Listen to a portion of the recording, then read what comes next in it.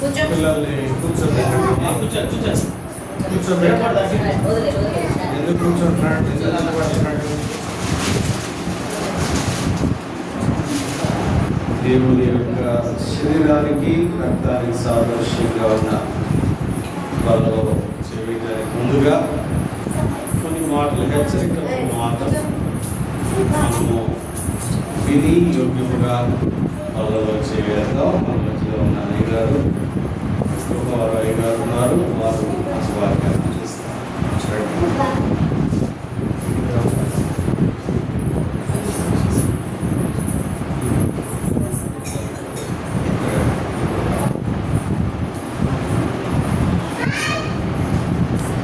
దేవుని నామానికి స్తోత్రాలు. మీ అందరికీ ప్రభువైన యేసుక్రీస్తు నామములో శుభాలను తెలియజేస్తున్నాను. ఈ అవకాశం కల్పించినటువంటి సేవకులకు, చేరువచ్చిన మీ అందరికీ ప్రభువైన యేసుక్రీస్తు నామములో శుభాలను తెలియజేస్తున్నాను. పరిశుద్ధ గ్రంథము నుండి అపోస్తలుల కార్యములు 1వ అధ్యాయము 24-25 వచనాల్లో ఉన్నటువంటి దేవుని మాటలను మనం విందాము. అపోస్తలుల కార్యగ్రంథము ఇట్లని ప్రార్థన చేసి అందరి హృదయములను ఒక్క నిమిషం ఆగండి. అందరి హృదయములను ఎరిగి ఉన్న ప్రభువా. పోయిన వారు దేవుని వాక్యం ధ్యానం చేశావు. దేవుని లక్షణం ఏంటంటే సర్వశక్తిమంతుడు. ఈరోజు ఆ దేవుని గురించి రాసిన మరో మాట ఏంటంటే ఎరిగి ఉన్న దేవుడు ఆయన. ఎవరండి? ఏం ఎరిగి ఉన్నాడు? అందరి హృదయములను. వాళ్ళంతా మేడగదిలో ఉన్నారు. ఆ మేడగదిలో ఉండి ప్రార్థన చేస్తూ వాళ్ళు వాడిన పదం ఏంటంటే ప్రభువా అందరి హృదయాలను ఎరిగిన దేవుడా అని ప్రార్థన చేస్తున్నారు. సరే, అవే మాటలు ఈరోజు మనం ధ్యానం చేస్తున్నాం. నీకు ఆ భావం కలిగిందా? ఆయన ఎవరి హృదయాలు ఎరిగిన దేవుడు? అందరి హృదయాలు. అంటే అందరిలో నీవు ఉన్నావా? ఆయన నా హృదయం ఎరిగిన దేవుడు అని ఆ గ్రహింపుతో మనం జీవిస్తున్నామా? ఆ గ్రహింపుతో మనం ఆలోచిస్తున్నావా? అందరి హృదయములను ఎరిగి ఉన్న దేవా. అక్కడున్న మాటలను మనం విందాం. ఎరిగి ఉన్న ప్రభువా తన చోటికి పోవుటకు యూదా తప్పిపోయి పోగొట్టుకొనిన ఈ పరిచర్యల్లో అపోస్తలత్వములోను పాలు పొందుటకు వీరిద్దరిని నీవు ఏర్పరచుకున్న వారిని కనపరచుమనేది. ఇది ప్రార్థన అండి. ఇది ప్రార్థన. మేడగదిలో ఉన్న వాళ్ళందరూ కూడా అక్కడ ఇద్దరు వ్యక్తులను నిలబెట్టారు. ఒక ఆయన పేరు యోసేపు, ఒక ఆయన పేరు మత్తీయ. ఇద్దరు వ్యక్తులను నిలబెట్టి ప్రార్థన చేస్తున్నారు. ఏమని ప్రార్థన చేశారంటే అందరి హృదయాలు ఎరిగిన ప్రభువా. యూదా సంగతి నీకు తెలుసు కదా. యూదా తప్పిపోయి తన పరిచర్యను, తన అపోస్తలత్వాన్ని పోగొట్టుకున్నాడు. ఇప్పుడు మేము 11 మందిమే నిలబడ్డాము. ఇక్కడ 12వ శిష్యుడి కోసం ఈ మత్తీయను, యోసేపును మేము నిలబెట్టాం. వాళ్ళిద్దరు హృదయాలు ఎరిగిన దేవుడు, మా హృదయాలు ఎరిగిన దేవుడు మీరు. కనుక వాళ్ళిద్దరిలో శిష్యుడిగా నువ్వు ఎవరిని ఎన్నుకుంటావో మాకు కనపరచు అని ప్రార్థన చేశానండి. ఆ ప్రార్థన చేసి తర్వాత చీట్లు వేసి ఒక ఆయన నిండుకొని ఆ 12 మంది శిష్యుల్లో ఆయన కలుపుకొని పరిచర్య కొనసాగించినట్లు మనం చూస్తున్నాం. ఈ చదివినటువంటి వచనంలో పోగొట్టుకొనిన అనే పదం ఒకటి ఉందండి. పోగొట్టుకొనిన. ఏం పోగొట్టుకున్నాడు? ఎవరు పోగొట్టుకున్నాడు? యూదా పోగొట్టుకున్నాడు. ఏం పోగొట్టుకున్నాడు? అక్కడే రాశాడు ఆ వచనంలోనే. రెండింటిని పోగొట్టుకున్నాడు ఆయన యూదా. ఏం పోగొట్టుకున్నాడండి? పరిచర్యను, అపోస్తులత్వం. ఆ రెండింటిని ఏం చేశాడు ఆయన? పోగొట్టుకున్నాడు. అవి ఎవరిచ్చారు? అవి దేవుడు ఇచ్చాడు ఆయనకి. అవి దేవుడు ఇస్తే ఇచ్చిన రెండింటినీ పోగొట్టుకున్నాడు. ఈరోజు మనం పోగొట్టుకొనుట అనే మాటను గురించి మనం దేవుని వాక్యాన్ని ధ్యానం చేయబోతున్నాం. పోగొట్టుకొనుట. ఇక్కడ ఇస్కరియోతు యూదా పోగొట్టుకున్నాడు. కానీ మన జీవితంలో దేవుడు మనకేమిచ్చాడో, మనమేం పోగొట్టుకున్నామో ఈ వాక్యం వినేటప్పుడు ఒక్కసారి మీరు మన జీవితాలను మనం పరిశీలన చేసుకోవాలని దేవుడు మనల్ని హెచ్చరిక చేస్తున్నాడు. ఆదికాండం ప్రారంభంలో దేవుడు ఆదాము హవ్వను సృజించి వారిద్దరి కోసం ఒక ఏదైనా వనాన్ని ఏర్పాటు చేశాడు. ఆ ఏదైనా వనాన్ని ఏర్పాటు చేసి అన్ని రకాల ఫలాలు ఆ వనంలో ఉన్నాయి. ఆ ఫలాలను తిని జీవించమని దేవుడు చెప్పాడు. చెప్పినప్పుడు తోట మధ్యలో ఉన్నటువంటి ఒక చెట్టు ఫలాన్ని మాత్రం తినొద్దని చెప్పాడు. ఎప్పుడైతే దేవుడి మాటలు చెప్పి వెళ్ళిపోయారో సాతాను వచ్చి, మీరు ఆ తోట మధ్యలో ఉన్న ఫలాన్ని దేవుడు తినొద్దని చెప్పారా? ఆ ఫలాన్ని తింటే మీరు దేవదూతల్లాగా ఉంటారు. ఆ ఫలాలు తినమని హవ్వకు బోధించింది. అప్పుడు ఆ ఫలాలు తాను తిని తన భర్తకు కూడా ఇచ్చినట్లు మనం చూస్తున్నాం. తర్వాత దేవుడు వచ్చి వాళ్ళిద్దరిని నిలబెట్టి ఏదెనులో నుండి బయటకు పంపించి ఏదెనుగు చుట్టూ కూడా ఖడ్గజ్వాలలను ఏర్పాటు చేశాడు. మరలా తిరిగి లోపలికి వస్తారు ఎవరైనా. వీళ్ళిద్దరు ఏం పోగొట్టుకున్నారు చెప్పండి? ఏదెనును పోగొట్టుకున్నారు. ఆదాము హవ్వ దేవుడు వారికి ఏమిచ్చాడు? ఏదేను ఇచ్చాడు. ఇచ్చిన ఏదేనును పోగొట్టుకున్నాడు. ఏదేనులో ఉంటే చక్కటి ఫలాలు ఉన్నాయి. దేవుడు ఇచ్చిన ఏదేనులో ఫలాలు ఉన్నాయి. దాన్ని పోగొట్టుకొని బయటికి వెళ్తే బయటే ఉందండి. ఏమ్మా, బైబిల్లో ఉన్న పదాలే పలుకుదాం మనం. ముండ్ల తుప్పలు, గచ్చ పొదలు ఉన్నాయి. మరొకటి చెమటోడ్చి కష్టించటం ఉంది. కష్టించటం ఉంది, చెమట గారేటట్టు ప్రయాసం పట్టడం ఉంది. ముండ్ల తుప్పలు ఉన్నాయి, గచ్చ పొదలు ఉన్నాయి. అవన్నీ ఎక్కడున్నాయండి? బయట ఉన్నాయి. ఏదైనా బయట ఉన్నాయి.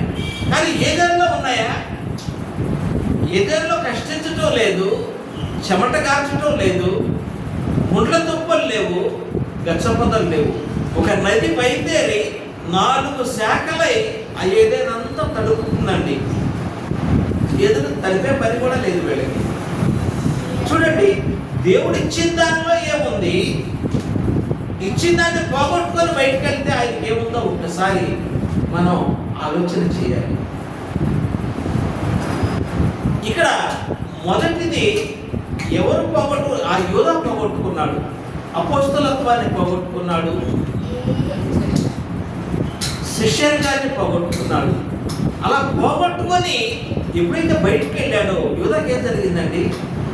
18వ వచనంలో ఆయన ఉరి పెట్టుకున్నాడు.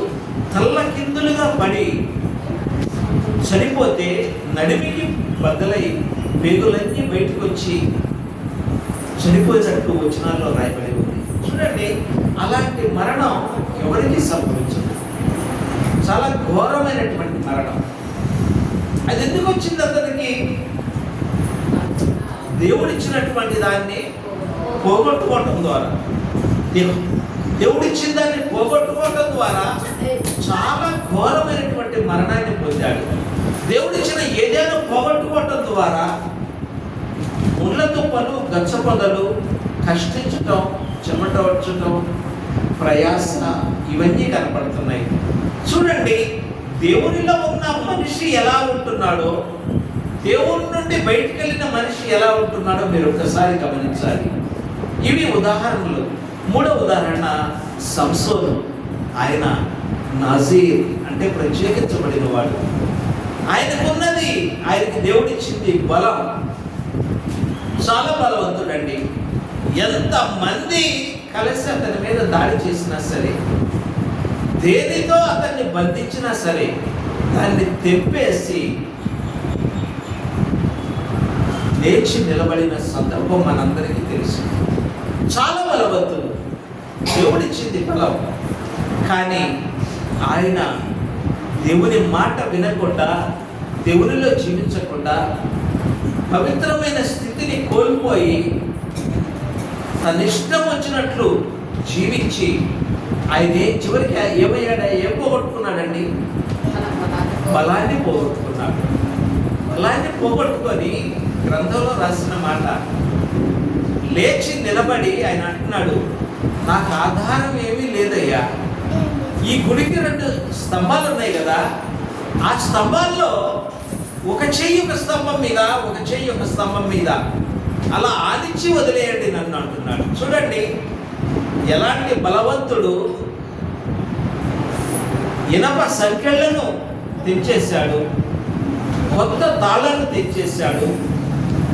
చివరికి ఆధారం లేకుండా లేపి నన్ను లేచి నిలబడి నాకు ఒక ఆధారం చూపించండి అంటున్నాడు. పోయింది బలవంతా పోగొట్టుకున్నాడు. దేవుడిచ్చిన బలాన్ని పోగొట్టుకున్నాడు. దేవుడిచ్చిన ఏదైతే పోగొట్టుకున్నాడు.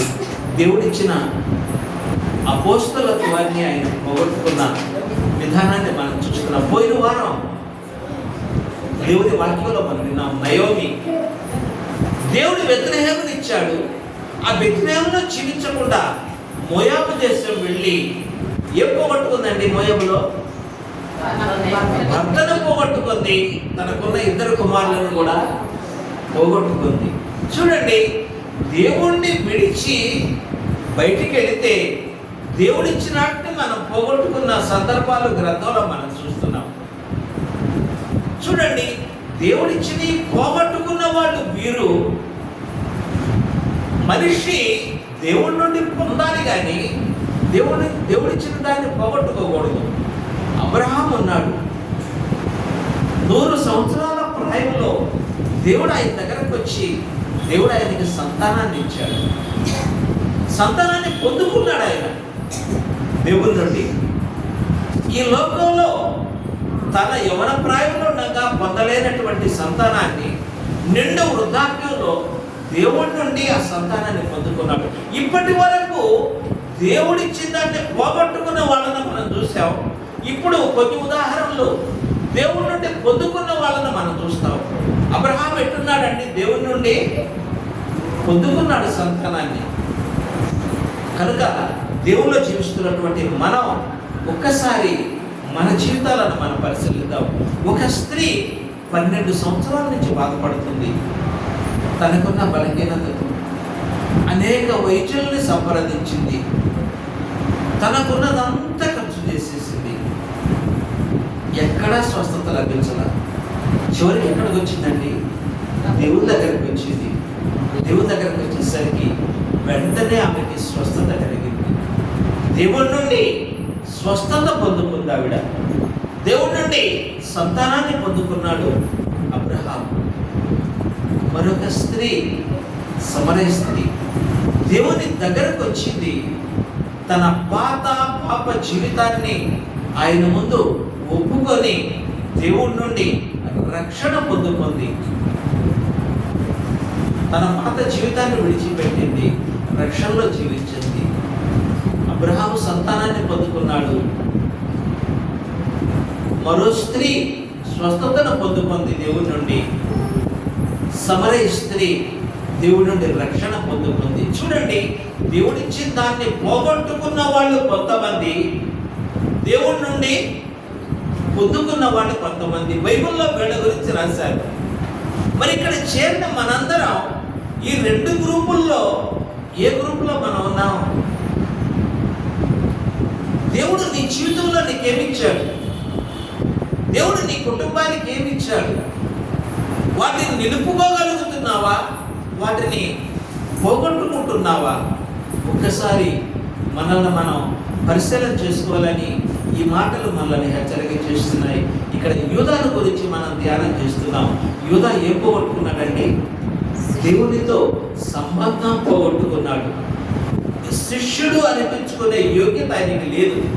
ఆయనకు బదులు ఇద్దరిని నిలబెట్టాడు, యోసేపుని మత్తీ అని నిలబెట్టి ప్రార్థన చేస్తున్నారు. ప్రభా, యూదాకి బదులు వీళ్ళిద్దరిలో ఒక ఆయన ఏర్పాటు చేయాలని ప్రార్థన చేస్తున్నారు.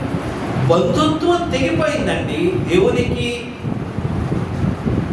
యూదాకి ఉన్నటువంటి బంధుత్వం తెగిపోయింది. దేవుడిచ్చిన శిష్యరికాన్ని విడిచిపెట్టాడు ఆయన. అలాగే దేవుడు కుటుంబంగా ఏర్పాటు చేస్తున్నాడు.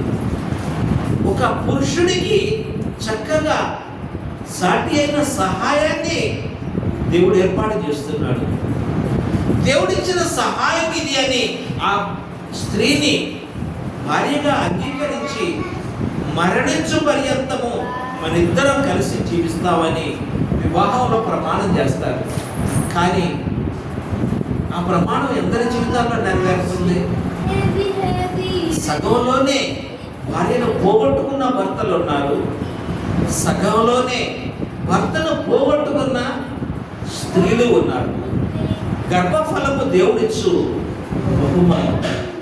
పిల్లల్ని పోగొట్టుకున్న తల్లిదండ్రులు ఉన్నారు, తల్లిదండ్రులను పోగొట్టుకున్న పిల్లలు ఉన్నారు. పోగొట్టుకోవటం ఎవరి లక్షణం అంటది? ఎవరి లక్షణం? ఇస్కరియోతు యూదా లక్షణం. సమాజాన్ని మనం పరిశీలిస్తే పోగొట్టుకుంటున్నాం. విశ్వాసులుగా ఒక సంఘంలో బలపడి సంఘాన్ని పోగొట్టుకుంటున్నాం, సంఘానికి మానేస్తూ. ఒక సేవకుడి దగ్గర ఆయన ద్వారా వాక్యం విని రక్షణ పొంది పరిశుద్ధంగా జీవిస్తూ ఒక విశ్వాసిగా ఉంటూ సేవకుడిని పోగొట్టుకుంటావు కొంతకాలానికి. ఏంటండి సేవకుడితో నీకు విభేదం ఏంటి? సంఘంతో నీకు విభేదం ఏంటి? మీ కుటుంబంలో నీకు విభేదాలు ఏంటి? పోగొట్టుకోవటం. సమాజాన్ని పరిశీలిస్తే బైబిల్లో ఎక్కడో యూదా జీవితంలో జరిగిందని మనం చదువుతున్నాం, కానీ ప్రతి చోట ఈ పోగొట్టుకొనుట అనే దాన్ని మనం చూస్తున్నాం. ఒకసారి మన జీవితంలోకి వెళదాం. దేవుడు నీ చేతిలో ఒక చక్కటి గ్రంథాన్ని పెట్టాడు.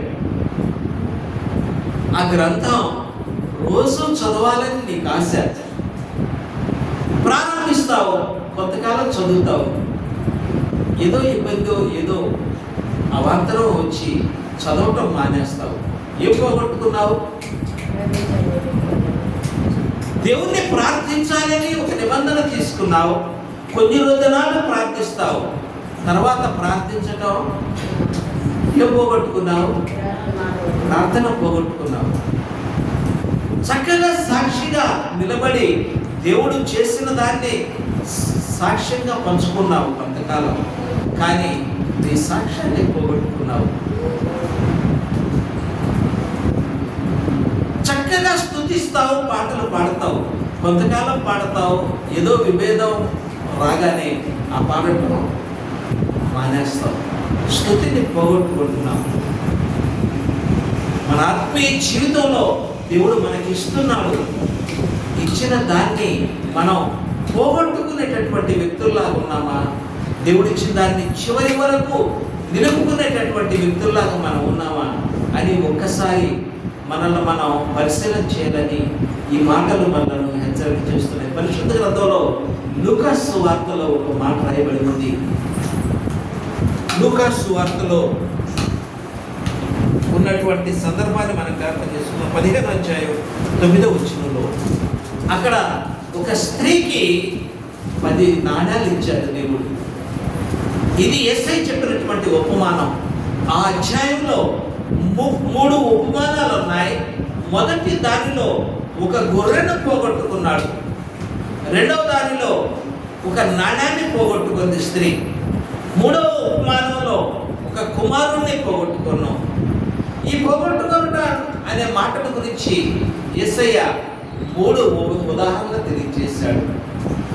వాటిలో స్త్రీని గురించి మనం జ్ఞాపకం చేసుకుందాం. స్త్రీకి ఎన్ని నాణ్యాలు ఉన్నాయండి?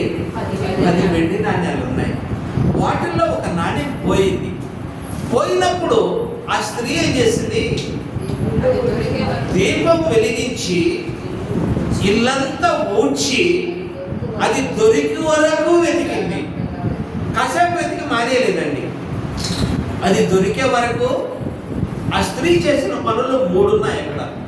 దీపం వెలిగించడం ఒకటి, ఇల్లంతా ఓడవటం ఒకటి, అది దొరికే వరకు వెతకటం ఒకటి. ఈ 3 పనులు చేసి అది దొరికిన తర్వాత అప్పుడు సంతోషిస్తుంది. తాను సంతోషించింది, తన తోటి వారిని పిలిచి ఆమె సంతోషించినట్లు ఆ ఉపమానంలో యేసయ్య తెలియజేశారు. చూడండి, ఈ ఉపమానాన్ని ఒక్కసారి యూదాకు అన్వయిద్దాం. ఈ స్త్రీ పోగొట్టుకుంది, వెండి నాణ్యం పోగొట్టుకుంది. పోగొట్టుకున్న తర్వాత మళ్ళా దాన్ని తిరిగి పొందుకుంది. యూదా ఏం పోగొట్టుకున్నాడు? తన శిష్యరకాన్ని పోగొట్టుకున్నాడు, తన పరిచర్యను పోగొట్టుకున్నాడు. పోగొట్టుకున్న తర్వాత అయ్యో నా శిష్యత్వం పోయింది, నేను చేసిన వివేకం పనికి, నా పరిచర్య పోయింది అనే మనసు ఆయన కలిగిందండి? కలగల. సంసోనికి అయ్యో దేవుడు నాకు బలమిచ్చాడే, ఇచ్చిన బలవాన్ని పోగొట్టుకున్నానే అనే మనసు ఆయన కలిగిందా? ఇది పోగొట్టుకున్నాను అనే గమనం లేనివాడు యూదా. ఇది పోగొట్టుకున్నాననే గమనం లేనివాడు సంసోను. అది పోగొట్టుకున్న తర్వాత ప్రభా నువ్వు ఇచ్చింది ప్రభా, ఇది ఈ బలం నువ్వు ఇచ్చింది ప్రభా, ఈ పరిచర్య, దీన్ని పోగొట్టుకున్నాను, నన్ను క్షమించు, నన్ను తిరిగి అంగీకరించు శిష్యుడిగా అంటే ఆయన చనిపోయేవాడండి. పోగొట్టుకోవటం సహజం, కానీ మనం చేయాల్సింది ఏంటంటే తిరిగి దాన్ని పొందుకోవటం. ఒక క్రైస్తవ జీవితంలో ప్రార్థన పోగొట్టుకుంటున్నావు, వాక్య పఠన పోగొట్టుకుంటున్నావు, స్తుతిని పోగొట్టుకుంటున్నావు, నీకున్న సాక్ష్యాన్ని పోగొట్టుకుంటున్నావు. పోగొట్టుకోవటం సహజం, కానీ నువ్వేం చేయాలంటే అయ్యో నేను దీన్ని పోగొట్టుకున్నానే అనే మరలా తిరిగి దాన్ని ఏం చేయాలి? పొందుకోవాలి, సంపాదించుకోవాలి. సంపాదించుకొని మరలా ఒక విశ్వాసిగా నువ్వు నిలబడాలి. పోగొట్టుకొని ఆ జీవితం అంతటితో పతనం అయిపోయింది యూదాది, సంసోని. ఎలా ఉంది నీ జీవితం స్థితి? ఎలా ఉంది నీ కుటుంబ పరిస్థితి? పోగొట్టుకున్న దాన్ని నువ్వు మరలా తిరిగి సంపాదించుకోగలుగుతున్నావా? యేసయ్య చెప్పిన ఉదాహరణలో 3వ ఉదాహరణ, ఒక తండ్రికి 2 కుమారులు ఉన్నారు. ఆ కుమారుడు తన ఆస్తిని తీసుకొని దూరంగా వెళ్ళిపోయి ఆస్తి అంతా పోగొట్టుకున్నాడు. పోగొట్టుకున్న తర్వాత తెలుసుకున్నాడు, అయ్యో పోయింది ఆస్తి అని. తెలుసుకొని మరలా తిరిగి తండ్రి దగ్గరికి వచ్చాడు. మరలా అతనికి సమృద్ధి వచ్చేసింది. పోగొట్టుకున్న దాన్ని తిరిగి మళ్ళీ పొందుకున్నాడు ఈ కుమారుడు. పోగొట్టుకున్న నాణ్యాన్ని తిరిగి మరలా పొందుకుంది ఆ స్త్రీ. కనుక ఈ మధ్యాహ్న కాల సమయంలో నీ జీవితంలో, నీ కుటుంబంలో దేవుడిచ్చింది ఏం పోగొట్టుకున్నావో నీకు అర్థం కావాలి. ఆ పోగొట్టుకున్న దాన్ని మరలా తిరిగి పొందుకోవడానికి నువ్వేం చేయాలో నువ్వు ఒక నిర్ణయం తీసుకోవాలి. అలా తీసుకోకపోతే ఆ జీవితానికి ఇక అంతటితో ముగింపేక. యూదా జీవితం అంతటితో ముగిసిపోయింది, సంసోను జీవితం అంతటితో ముగిసిపోయింది. ఈయనెవరండి? నాజీర్, ప్రత్యేకించబడిన వాడు, పవిత్రమైన జీవితం కలిగిన వాడు. ఈయన శిష్యుడు, ఈయన పరిచర్యలో సాగాల్సిన వాడు. అంతటితో ఆగిపోయాయి వారి జీవితాలు, ముందుకు సాగలేకపోయారు. కనుక దేవుళ్ళు జీవిస్తున్నటువంటి మనం ఒకసారి మనల్ని మనం పరిశీలన చేద్దాం. మీకా గ్రంథంలో ఉన్నటువంటి మాటను కూడా మనం జ్ఞాపకం చేసుకుందాం. మీకా గ్రంథం 1వ అధ్యాయం 12వ వచనంలో ఉన్నటువంటి మాటను కూడా ఈ సందర్భంగా మనం జ్ఞాపకం చేసుకుందాం. మీకా గ్రంథం 1వ అధ్యాయం 12వ వచనం. మారోతు వారు తాము పోగొట్టుకొనిన మేలును బట్టి బాధ నందుచున్నారు. చూడండి, ఇక్కడ మారోతు వారు ఏం పోగొట్టుకున్నారు? మేలు. దేవుడు వారికి మేలు చేస్తే ఆ దేవుడు చేసిన మేలుని వారు పోగొట్టుకున్నారండి. పోగొట్టుకొని, అయ్యా దేవుడు మా జీవితాల్లో మేలు చేశాడండి, ఆ చేసిన మేలుని ఎవరు పోగొట్టారు? మేమే పోగొట్టుకున్నాం. దేవుడు మేలు చేసే దేవుడు, మేము పోగొట్టుకునే మనుషులం అని చెప్పి వాళ్ళకి గ్రహింపు కలిగింది. గ్రహింపు కలిగి వాళ్ళు ఏం చేస్తున్నారండి? బాధ నొందొచ్చు. బాధ కలిగింది వాళ్ళకి. అయ్యో మా మేలు పోయి, మాకు జరిగిన మేలు, మాకు దేవుడు చేసిన మేలు పోగొట్టుకున్నామే అనే బాధ కలిగింది. ఆ బాధ అవ్వకి కలగలేదు, ఆ బాధ సంసోనికి కలగలేదు, ఆ బాధ యూదాకి కలగలేదు. ఇప్పటి వరకు నీ జీవితంలో చాలా పోగొట్టుకున్నావు దేవుడు చేసిన వాటిని. దేవుడు నీ జీవితంలో చేస్తున్నాడు మేళ్ళు, దేవుడు నీ కుటుంబంలో చేస్తున్నాడు మేళ్ళు. కానీ వాటిని ఒకవేళ నీ అంతటా నీవే వాటిని పోగొట్టుకుంటున్నావేమో ఆత్మ పరిశీలన చేయనని చెప్పి ఈ మధ్యాహ్నకాల సమయంలో ఈ మాటలు మనలను హెచ్చరిక చేస్తున్నాయి. కనుక దేవుల్లో జీవిస్తున్నటువంటి మనం ఒక్కసారి మనలను మనం పరిశీలన చేసుకుందాం. ఈ పోగొట్టుకున్న వారిలో ఏముంటుందో ఒకసారి పరిశీలిద్దాం. సామెతల గ్రంథం 17:12 వచనంలో ఒక ఎలుగుబంటి గురించి రాయబడి ఉంది, ఒక జంతువుని గురించి రాయబడి ఉంది. ఆ జంతువు తనకు కలిగిన సంతానాన్ని పోగొట్టుకుందాడు. చూడండి, ఈ పోగొట్టుకున్న వాళ్ళలో ఇరిటేషన్ వస్తుంది, బాధ ఉంటుంది, కోపం ఉంటుంది. కనుక దేవుళ్ళు జీవిస్తున్నటువంటి మనం ఒక్కసారి ఒక్కసారి బయటికి వెళ్ళిపోయాడు, అక్కడ ముళ్ళు ఉన్నాయి, ప్రయాస ఉంది, గచ్చపొదలు ఉన్నాయి, వాటిని చూసి బాధపడ్డాడు. కానీ తిరిగి ప్రభువా నేను పోగొట్టుకున్నానయ్యా, నన్ను క్షమించయ్యా, నన్ను మళ్ళీ స్వీకరించయ్యా అని దేవుడిని అడిగిన విధానం లేదండి. కనుక దేవుళ్ళు జీవిస్తున్నటువంటి మనం ఒక్కసారి ఈ మధ్యాహ్నకాల సమయంలో మనల్ని మనం పరిశీలన చేసుకోవాలని ఈ మాటలు మనల్ని హెచ్చరిస్తున్నాయి. యూదా గురించి రాసినటువంటి మాట, ఇస్కరియోతు యూదా పోగొట్టుకొనిన అపోస్తలత్వమును పరిచర్యకు రెండు స్పష్టంగా రాశారు. ఒకటి అపోస్తలత్వాన్ని పోగొట్టుకున్నాడు, రెండోది పరిచర్యను పోగొట్టుకున్నాడు. సేవలోకి వస్తారు. మేము 25 మందిని ట్రైనింగ్ అయ్యాము. ట్రైనింగ్ కంప్లీట్ అయిన తర్వాత సేవలోకి వచ్చిన తర్వాత 2 కుటుంబాలు ఈ పరిచర్యను సగంలోనే పోగొట్టుకున్నారు. సగంలోనే పోగొట్టుకొని బయటకు వెళ్ళిపోయారు. ఒక కుటుంబం 2 భార్య భర్తలు చనిపోయారు. ఒక అతను ఎక్కడికి వెళ్ళాడో తెలియదు అసలు. అతను జీవించున్నాడో మరణించాడో కూడా ఎవరికి తెలియదు. కానీ పరిచర్యలో ఉన్నాం, దేవుని సేవకులు కదా, భద్రంగా ఉంటారని మనం తలంచకూడదు. ఈయన సేవకుడే పోగొట్టుకుంది. ఎవరు?